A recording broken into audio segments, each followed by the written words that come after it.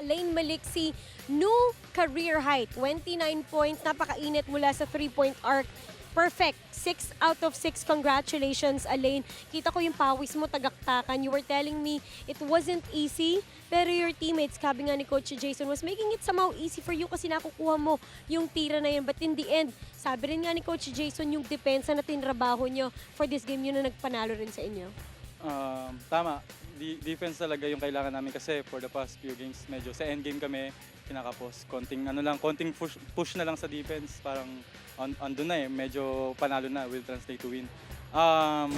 Yung maybe yung magandang laro dahil din sa hard work na ginawa ko sa practice, sobrang talagang pinaghirapan ko.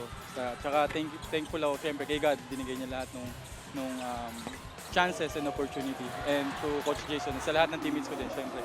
Hindi ko naman kaya mag-isa di ba? So, it's all about teamwork and yung team defense namin. Alin ang hindi pa masyadong nakukuha ng Star Hotshots this conference yung momentum, yung rhythm na magsunod-sunod yung mga pagkapanalo. This should be a very good confidence booster coming to your next game.